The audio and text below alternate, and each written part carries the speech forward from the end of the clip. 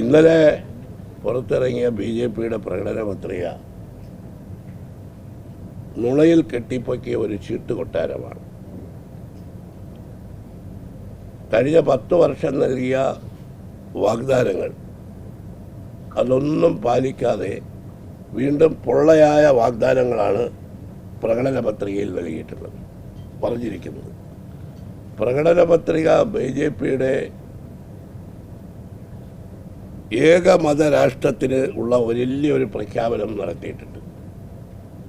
BJP uniform civil code നടപ്പിലാക്കുമെന്നുള്ളവരുടെ പ്രഖ്യാപനം രാജ്യത്തിൻ്റെ മതേതരത്വത്തെ ബഹുസ്വരതയെ തകർക്കാൻ BJP ആസൂത്രിതമായി ചെയ്തുകൊണ്ടിരുന്ന പ്രവർത്തനങ്ങളുടെ ഏറ്റവും ഒടുവിലത്തെ പ്രഖ്യാപനമാണ് യൂണിഫോം സിവിൽ കോഡ് പ്രഖ്യാപിക്കുമെന്നുള്ളത്, നടപ്പിലാക്കുമെന്നുള്ളത്.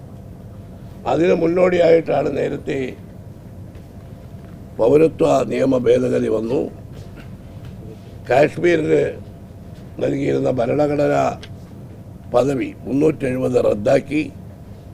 ഇപ്പോൾ ഇതാ യൂണിഫോം സിവിൽ കോഡ് കൂടി നടപ്പിലാക്കുമെന്ന് പ്രഖ്യാപിച്ചതോടെ സംഘപരിവാറിൻ്റെ യഥാർത്ഥമായിട്ടുള്ള ലക്ഷ്യത്തിലേക്ക് രാജ്യം നീങ്ങുകയാണ്. ഈ തെരഞ്ഞെടുപ്പിൽ ഇന്ത്യ സഖ്യത്തിലെ എല്ലാ കക്ഷികളും പ്രകടിപ്പിച്ച ആശങ്ക ജനാധിപത്യവും മതേതരത്വവും തകർന്നിരിക്കുന്നു. ജനാധിപത്യത്തെയും മതേതരത്വത്തെയും വീണ്ടെടുക്കാൻ, ഭരണഘടനയെ രക്ഷിക്കാനാണ് ഈ തെരഞ്ഞെടുപ്പിൽ കോൺഗ്രസും ഇന്ത്യ സഖ്യവും ഇന്ത്യയിലെ വോട്ടർമാരോട് വോട്ട് ചോദിക്കുന്നത്. മോദിയുടെ BJPയുടെ പ്രകടന പത്രികയിലെ ഈ പ്രഖ്യാപനത്തിലൂടെ ഇതുവരെ ഇന്ത്യ സഖ്യവും കോൺഗ്രസിൻ്റെയും ആശങ്കകൾ അസ്ഥാനത്തല്ല, അത് പൂർണ്ണമായും BJPയുടെ ഈ പ്രകടന പത്രികയിലെ പ്രഖ്യാപനത്തിലൂടെ അവർ അംഗീകരിച്ചിരിക്കുക. യൂണിഫോം സിവിൽ കോഡിനെ ശക്തിയായിട്ട് കോൺഗ്രസും എല്ലാ മതേതര ജനാധിപത്യ പാർട്ടികളും എതിർത്തിട്ടുണ്ട്. യൂണിഫോം സിവിൽ കോഡ് എന്ന ആ പ്രയോഗം തന്നെ യഥാർത്ഥത്തിൽ വിഷത്തിൽ പൊതിഞ്ഞ ഒരു പഞ്ചസാര ഗുളികയാണ്.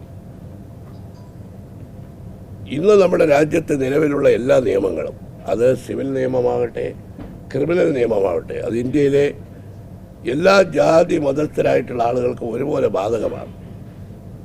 എന്നാൽ ഇന്ത്യക്ക് സ്വാതന്ത്ര്യം കിട്ടിയ കാലത്ത് തന്നെ പ്രധാനമന്ത്രി പണ്ഡിറ്റ് ജവഹർലാൽ നെഹ്റു രാജ്യത്തെ ന്യൂനപക്ഷങ്ങൾക്ക് നൽകിയിട്ടുള്ളൊരു ഉറപ്പുണ്ട്. അത് ന്യൂനപക്ഷങ്ങളുടെ അവകാശങ്ങൾ അവരുടെ സംരക്ഷിക്കുന്നതോടൊപ്പം ആരാധനാക്രമം, ആചാരാനുഷ്ഠാനങ്ങൾ ഇതെല്ലാം അതേപടി നിലനിർത്തിക്കൊണ്ടായിരിക്കും ഇന്ത്യയിൽ ഗവൺമെൻറ് മുന്നോട്ട് പോകുന്നത് എന്ന് പറഞ്ഞിരുന്നു. അന്ന് തന്നെ യൂണിഫോം സിവിൽ കോഡിന് വേണ്ടി ഉയർന്ന ഡിമാൻഡുകളെ ജവഹർലാൽ നെഹ്റു പറഞ്ഞത് ഏത് കാലത്താണോ ഇന്ത്യയിലെ മുസ്ലിങ്ങളും ക്രൈസ്തവരും സിഖുകാരും അതുപോലെ തന്നെ എല്ലാ ഹിന്ദുക്കളും എല്ലാം കൂടി ഒരുമിച്ച് ഒരു യൂണിഫോം സിവിൽ കോഡിന് ആവശ്യപ്പെടുന്നത്, ആ കാലത്തെ അത് പരിഗണിക്കൂ. അല്ലെങ്കിൽ ക്രിമിനൽ സിവിൽ നിയമങ്ങളെല്ലാം ഒന്നാണ്. യൂണിഫോം സിവിൽ കോഡ് എന്ന് പറയുന്നതിൽ പതിയിരിക്കുന്നത് എന്താ?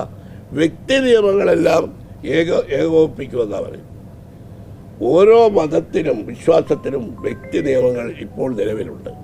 ഹിന്ദു സക്സഷൻ ആക്ട് ഉണ്ട്, മുസ്ലിം പേഴ്സണൽ ലോ ഉണ്ട്, അതുപോലെ തന്നെ ക്രിസ്ത്യൻ സക്സഷൻ ആക്ട് ഉണ്ട്, സിഖുകാർക്ക് പ്രത്യേകമായിട്ടുള്ളത്. അവരുടെയൊക്കെ ആചാരാനുഷ്ഠാനങ്ങൾ, അവരുടെ ആരാധനാക്രമം ഇതെല്ലാം ഒന്നിൽ നിന്ന് ഒന്ന് വ്യത്യസ്തമാണ്. ഇതെല്ലാം കൂടി യോജിപ്പിക്കും എന്നാണ് യൂണിഫോം സിവിൽ കോഡ് കൊണ്ട് അർത്ഥമാക്കുന്നത്. വ്യക്തി നിയമങ്ങളെല്ലാം ഒരുമിച്ച് കൊണ്ടുവരാൻ സാധിക്കില്ല. കാരണം ഭരണഘടന നൽകിയിട്ടുള്ള ഉറപ്പെന്താ? ഭരണഘടന നൽകുന്നത് എല്ലാവരുടെയും വിശ്വാസം, അവർക്ക് സംരക്ഷിക്കാനുള്ള അവകാശം, അവരുടെ ആരാധനാക്രമങ്ങൾ പിന്തുടരാനുള്ള അവകാശം, അവർക്ക് എല്ലാ തരത്തിലുള്ള അവരുടെ സംസ്കാരം, അവരുടെ സത്വം ഇതെല്ലാം സംരക്ഷിക്കാനുള്ള അവകാശമാണ് ഇന്ത്യൻ ഭരണഘടനയിൽ എല്ലാ ജാതി വിഭാഗങ്ങൾക്കും നൽകിയിട്ടുള്ളത്.